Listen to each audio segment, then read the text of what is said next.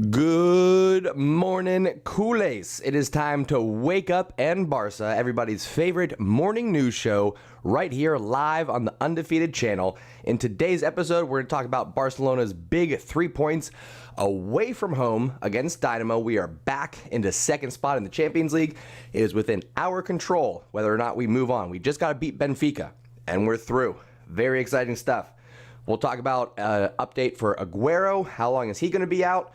We'll talk about Dest not being in the starting lineup, but I'm a little bit out of breath here. We will also talk about the return of Dembele to the squad.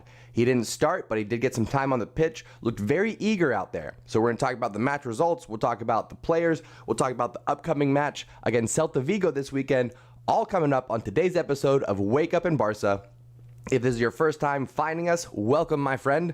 Go ahead and go ahead and subscribe to the channel to join the undefeated community, the Stash Squad, and be part of the conversation with Culers from around the world as we catch up on the Barcelona headlines, have some conversation with each other while we start our day the Barca way. Let's go ahead and kick things off the right way, my friends. Ladies and gentlemen, you are now tuning in to the undefeated Mustache John. All right, good morning, Culers. Let's get things started here. Let me get the chat up and running. Live chat. Only Juan, good morning, says just got out from work, ready to stay up in Barca. Only Juan's watching from Cali, so it's 4 a.m. here. Didn't really socialize outside of work during work days because, well, night shifts, but at least it looks like you didn't finish the sentence there. But Only Juan, glad to have you here, buddy, nice and early. Levi is with us. Afif is with us. Hello. And Levi starts the conversation saying Langley and Dembele played well, surprisingly. I'm going to say not surprisingly. I called that Langley performance. He played against Dynamo in the first leg at Camp Nou. Also a 1-0 victory for Barcelona. He was fantastic. Had Pique alongside of him. This time he had Eric Garcia next to him. I thought Langley's pressure, his passing, his decision-making, his composure was all there. It's exactly what we're looking for out of our center backs. So I don't have any complaints against Langley. In terms of Dembele coming off the pitch, he looked lively. He looked like he had something to prove. He looked like he wanted to bring some energy to the match, which he did. Things really didn't start to open up for Barcelona until Dembele came on and offered that pace on the right wing. Obi says Langley was a beast yesterday, super defending and accurate passing. I'm with you. I agree with you on that one, Obi. Afif says, sorry I wasn't on live yesterday. I didn't watch the match because from India and it was 1:30 in the morning. No worries. No worries, Afif. Accidentally overslept. It happens, my friend. No worries at all.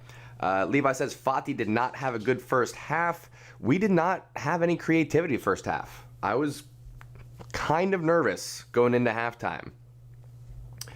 Jorge, welcome, sir, says, hola, amigo, hi from Paraguay.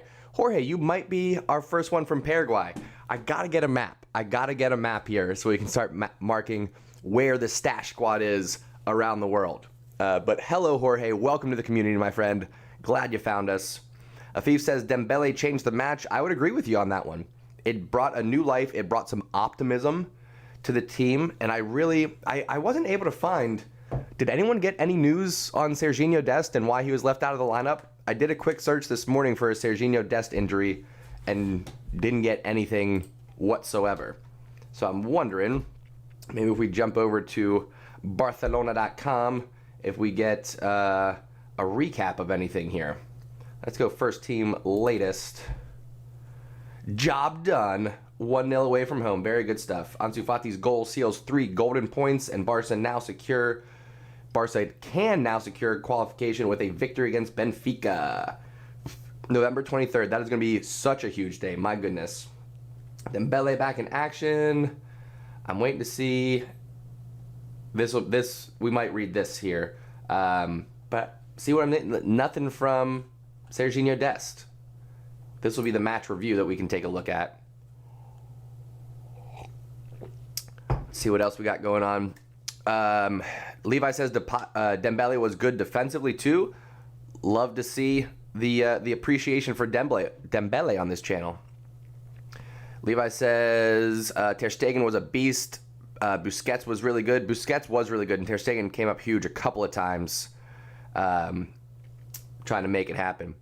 Yes, Jorge, caffeine is a must on this channel. Ernest, good morning, sir. How you doing today? Animal's with us. Animal says Memphis needs a rest. I would give Memphis a rest. He looked tired by the end of that match. I know early on in the season he had to carry the offensive load. Now that we've got Ansu, now that we've got Dembele coming back in, that should lighten the effort on Memphis' part a little bit. Levi said Dest had a minor injury. Oh, Dest's birthday today? Is it? Let's see here. Serginho Dest. Why would it? That was silly. Born on November 3rd in the year 2000. That's so crazy. I know you guys can't. Here we go. Now you can see that. In the year 2000. I know some of you were born in the 2000s, and let me just say, that is wild to me. It's absolutely wild. Whoops. Ladies and gentlemen. Every time. But yeah, it is Serginho Dest's birthday. Very exciting stuff. I'm hoping that he's not injured. Hopefully he just took a knock. Maybe, had some gas or something. I don't know. Because we need him. USA needs him for Mexico match next weekend. Barcelona need him against Celta Vigo, but USA need him against Mexico for sure. Ernest says it's getting frustrating to watch Alba. Tell me more about that. Tell me more about what's frustrating for you. Because I don't disagree, but I want to hear someone else get some thoughts on it. Afif says Fati dedicated the goal to Aguero. That's quite nice. The Aguero news, we'll go ahead and jump back to that.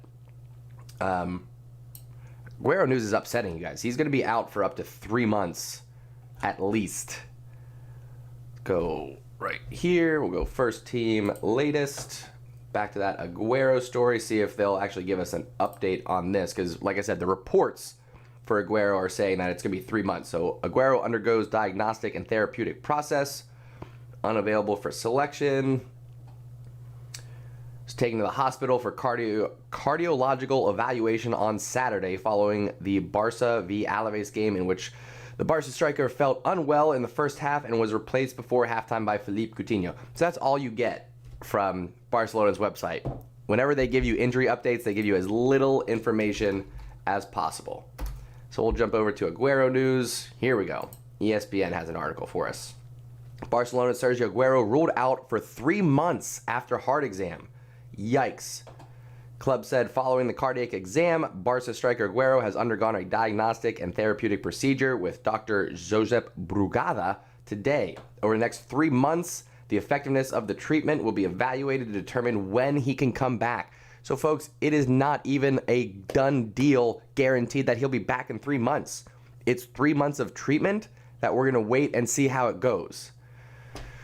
Oh, terribly disappointing.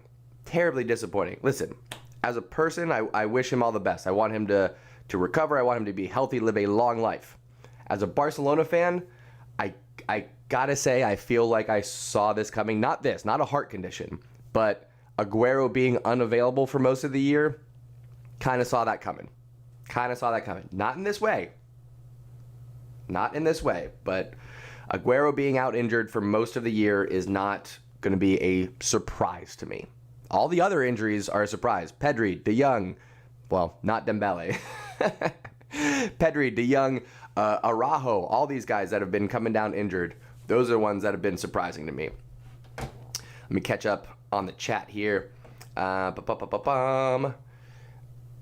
Frustrating watching ABBA. We read that. Levi says De Jong needs a rest. De Jong is, I don't know what's going on with De Jong. He's been unimpactful. Jorge says Pique is finished. I don't know if I agree with that. We do have a lot of center back options at the moment. Garcia, Langley, Araujo, Mingueza is actually a center back. Then we have Pique. We also have Umtiti. So we've got a lot of center backs right now, and I'm fine with having too many center backs playing well, and maybe we offload one in the summer, get some cash for him. We'll see what happens. Nick S. is with us, and yes, going back to USA versus Mexico, USA has to beat Mexico in this one. It's a huge match. USA plays Mexico as often as possible, Levi. It's a huge cash grab, so They play in World Cup qualifying. They play in the Gold Cup. They now play in the Nations League. Rarely do we do any friendlies with them, but we play them quite often. Let's see, what else? Jorge says, I'm a fan of Atlanta. Cool. I support FC Cincinnati, living here in the great city of Cincinnati. Atlanta have a good team. Cincinnati does not. But we've got a wonderful stadium where we'll be hosting Mexico for the USA match. What else we got here? Ovi says, Alba creates offensive threat on the left. If he just adapts and changes style, he can play very well. Here's the thing. He's been doing that style for a long time. I'm surprised that people haven't gotten hip to it before this, but it seems like right now everyone's just saying, hey, Jordi Alba, we know you're going to cross it with your left foot, so we're just going to take that away and force you to do something else. Watch how many crosses get blocked from the left side with Jordi Alba crossing them in. It's insane how often his crosses get blocked by that first defender.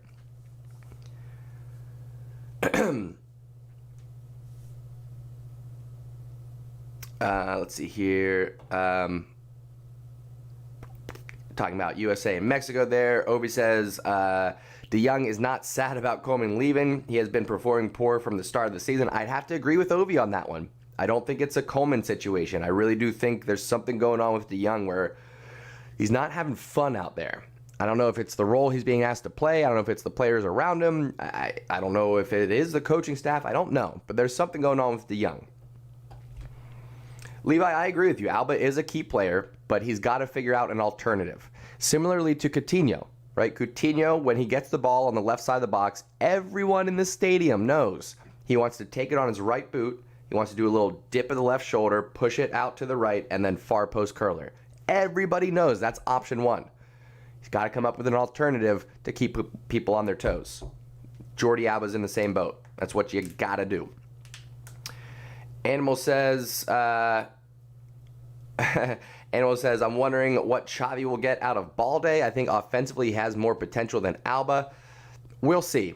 I think, listen, I got to say, this community is very quick to be like, oh, get the old people out, give it to the youngsters because the youngsters are going to do what they need to do. The youngsters have potential. The youngsters are going to do this and that and all the other things. We got to trust the coaching staff and the decisions that they make based off of seeing these players day in and day out. All right? So, yes, it's easy to imagine that Balde could have a great offensive output. Is he ready to take over for Jordi Alba? Probably not. It's probably not the case. Jorge says, USA has incredible players today. We do. We've got a starting lineup and then some that are all playing at top clubs in Europe. We got people at Chelsea, Juventus, both Red Bulls in Europe, Barcelona, Bayern Munich, Borussia Dortmund, Lille. We've got players from all over Europe. It's fantastic. Ziad, I should say. Welcome back, sir. Good morning to you. Steve Tids is with us. Good morning. Ernest says, are we going to agree that Braithwaite is the best number 9 we've had after Suarez? Yeah, that's not even up for debate. I would even say before Suarez. Like, can we just agree that Goatwade is probably the best number 9 to play at Barcelona ever? I mean, it's pretty obvious, right, everybody? I don't think we even need to ask the chat about that one. That's just like a default. The reason why I don't bring it up is because everybody knows it. It's just, why talk about something that everybody knows? And Nick is right. We still have Luke de Jong, too. So, yeah, between Goatwade and Luke de Jong, our offensive woes are taken care of. We're good. Paul, good morning, sir, asks, what 2 young players will take it to the next level? So right now, the ones that, to me, are really stepping up, Nico, Gavi, Mingueza, Pedri, obviously, but let's talk about just the La Masia players. Out of those 3, who's going to take the biggest step? It might be Nico. Gavi, I think, has tremendous potential. He needs to fill out his form a little bit, get a little bit of muscle on that body. But I gotta say, I think Nico might be the one to take that next step and actually secure that spot in the starting lineup once Busquets moves away. I do not know where Kudus is today. He might be sleeping in. He might have had to work. Kudus, if you're watching this later, we miss you. The Stash Squad is calling. We love you, buddy. Hope you're having a good day. Only Juan says, it's amazing how much U.S. has grown and still growing in soccer, aka football. You love to see it. You do love to see it. A big part of it has been the broadcasting networks in America actually making European soccer available. Prior to 2013, which I know seems like forever ago now, but prior to 2013, it was hard to see European soccer on TV in America. You had to specifically go out and buy extra packages to add on to your cable package so that you could see the English Premier League, Italy, Spain. Those were all different packages on different networks. 2013 hit, NBC, broadcasting company here in America, said, hey, we're going to play all the English Premier League games. From that point forward, it's been a slow trickle of other leagues coming in and broadcasting companies in America getting the rights to those games. This is the first year where we have La Liga on ESPN. So we're still growing. We're still getting the sport discovered here in America. But it's very exciting to see, and you're starting to see more youth clubs, more youth systems here in America that are developing players like Weston McKennie, like Dest, like Tyler Adams, like Aronson, like Weah, all these top guys that are breaking through in Europe right now. And Kudus is here, but he's late for work. No worries, Kudus. Hey, the world is ending. Take the day off. Doesn't matter, my friend. All right? Put your feet up. Enjoy yourself. Money's an illusion. We all know that. We all know that. And Kudus, if you ever, become homeless or something because you don't want to work, you can come stay with me. No big deal. No big deal. Quit your job, come live with me. There's your offer, Kudus.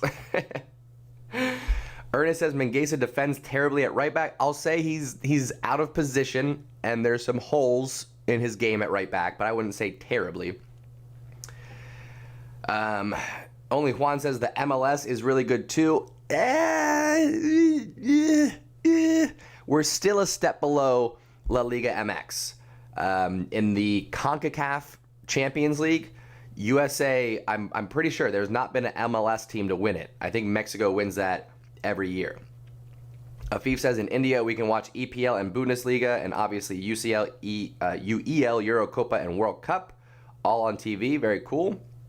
Levi says MLS needs to fix its system. Talk to me more about that, Levi, because I think they're heading towards promotion relegation. They've got like 25 teams in the league right now.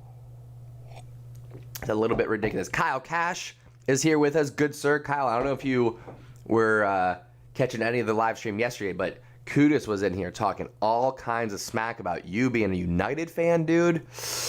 Ooh, there was some shade thrown. There's also some question about your commitment to the channel because you weren't willing to get up at whatever ridiculous hour it was over in Thailand to watch the game. There were questions being asked, Kyle. That's all I'm going to say. There were questions being asked. Oli Juan says, I'm a fan. I love it. I watch La Liga MX and it's boring. MLS is more exciting. Cool. I'll say I don't hear that opinion very often, but glad to hear it. Elliot, hello, sir. Giving a heart for Xavi. Levi says MLS needs a Premier League system.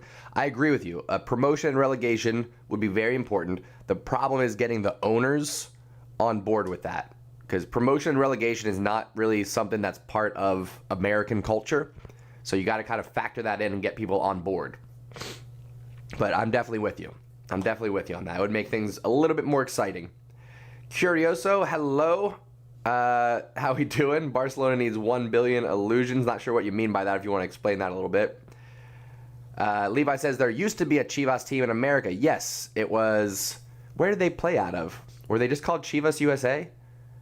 Where did they play out of, though? It was either LA or Texas. But yes, you are right. There was a Chivas USA. Afif says, in the Indian League, too, there isn't promotion and relegation. Do they have enough teams in the Indian League? Steve says, the game's really slow in the MLS.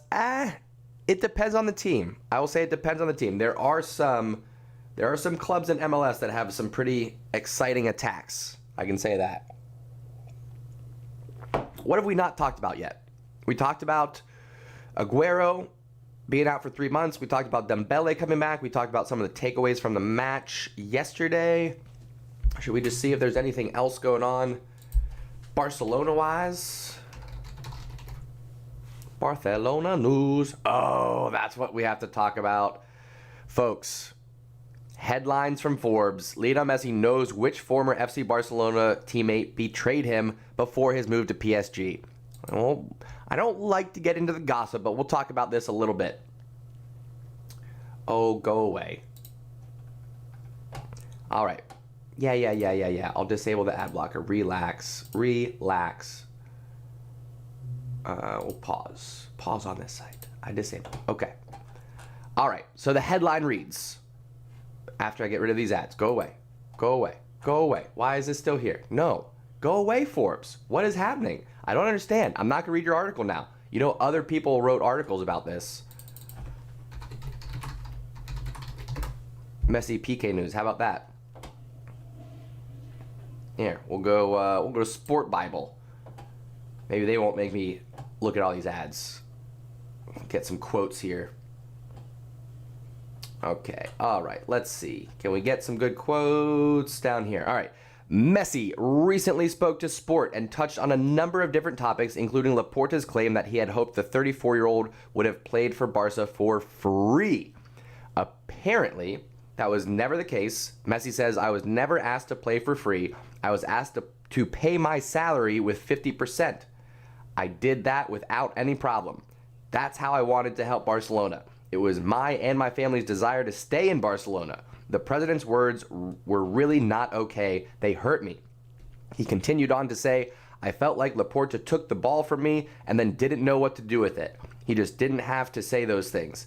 Now people may think I've caused doubt. I don't deserve that. Without Messi's services, Barca are struggling as they languish in 9th place in the Liga table, yada, yada, yada. Yes, I know.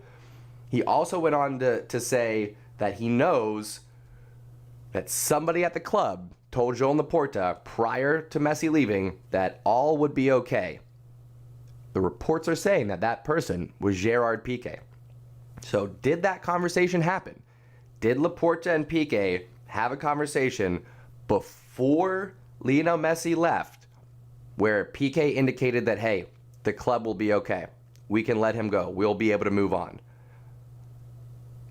I'm not sure. Those are the rumors. Those are the reports. But to me, that's speculation. Who was in that room other than Pique and Laporta for that conversation to get out? Why would that be a conversation between Pique and Laporta? I know Pique's got his eye on the business side of things. I know he's looking, one eye past his playing career. But why would Joan Laporta go to Pique and ask if we can live without Lionel Messi? I'm not sure. Let me know what you think. Is this worth even speculating about? Is there any truth to these rumors about this feud between Messi and Pique? I'm not real sure. I don't know if I'm buying it. I think there will be a documentary one day giving all the details of the Messi saga and how he left. But for right now, it's speculation, it's rumors, it's gossip, and it's headlines. Try not to buy too much into that. Let me catch up on the chat. I see we got Krispy Kreme in here. Hello, sir. How we doing? Levi says, my response to Culers is that he ain't worth the time. Ooh, he couldn't tell you a bit of history about the club. Yikes, Culers putting Culers on blast here. Shots fired early in the morning. My goodness. What else we got here? Jorge says, I love the show. I love the show of each game. For example, when he scores a goal, it's very original. I must have missed something. I'm not sure who we're talking about there. Let's see. Levi says Laporta has messed up again. Is there any proof though? That's what I'm saying. This is all rumors. This is all speculation. I'm not sure about that. Nick says, I hope we get to see the other side of the story from Laporta one day. One day we'll get a documentary. Kyle Cash says not buying it. I'm also very speculative. I'm not sure why Laporta would approach Pique about it. I'm not sure how that conversation would get leaked. So I don't know. And yeah, Levi, I'm a little bit suspicious of Joan Laporta. I'm not saying that I've lost faith in him or lost trust completely, but the whole summer he was saying Messi's contract is done. We've got it covered. He's just got to sign, yada, yada, yada. And then whoops, he's at PSG. Only Juan says, do you think Messi will level up and break in at PSG? So far, he hasn't lived up to the expectations in France. I don't know, man. It's a tough team to break into. It's a tough team to carry, and they'd have to really adapt to Lionel Messi. I don't know if Lionel Messi is really willing to adapt to the other players around him. We'll have to see. Paul says, I'm hoping for a trophy this year. Maybe Copa. I think Copa del Rey is probably our best chance at a trophy this year. I think it's going to be Atletico Madrid going away with back-to-back La Liga titles. Afif says, the Spanish press is like creating rumors that Spanish press is like creating rumors that Leo is not friends with Pique. When the interview asked Messi who he talks to often, Leo said he talks to Aguero, Alba, and Busi. I did see that too. Left out Pique there a little bit. But hey, maybe they're both busy and we're just reading into it. The CVC deal, it had to do with TV rights, and Barcelona didn't want to go for it. So that was, I think, a done deal.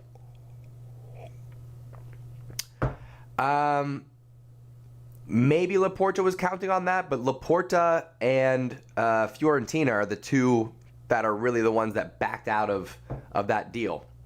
And then didn't it end up happening anyway? Am I wrong about that? Am I misremembering? Didn't we say, no, we're not going to do the deal, but then it ended up happening after we let go of Lionel Messi? Am I wrong about that? Kyle Cash, or Kuda says Kyle Cash is just cranky because his brother is a better gamer than he is. Yikes. Yikes. It's getting very personal. All love here, of course. Everybody knows Kudus and Kyle Cash are good friends, and we're all ribbing each other a little bit here to start our day. Am I missing anything else, folks? We've talked about Aguero injury. We've talked about Dembele coming back. We talked about the match results against Dynamo, which now, like I said, we are one win away from making it through to the knockout stages of Champions League, and then it'll be up to fate to see who we get drawn with. Once we get out of the group stage, if we get out of the group stage, expectations have been met. That's all that I wanted for this year. Just get out of the group stage. Don't embarrass us. Only Juan says, undefeated John, did you ever get that pizza yesterday? I didn't, but I think it's because we didn't quite have the match that we wanted to. Pizza parties will happen for great performances. There was someone else here on the channel. I forget who it was. Was it you, Only Juan? Was it you that said that for the other matches you had ordered a pizza and it brought us bad luck?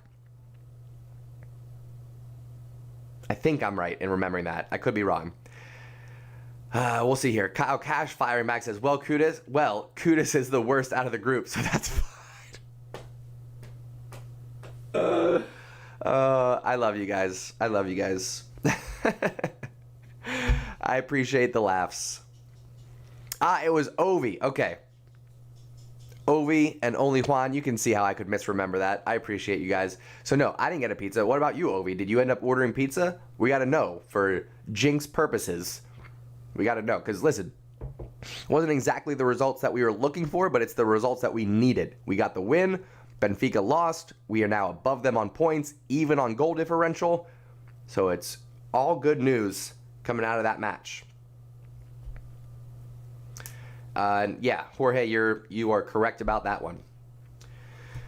All right, what's going to be up next on this channel? We've got another episode of Wake Up in Barca. That's going to be Friday.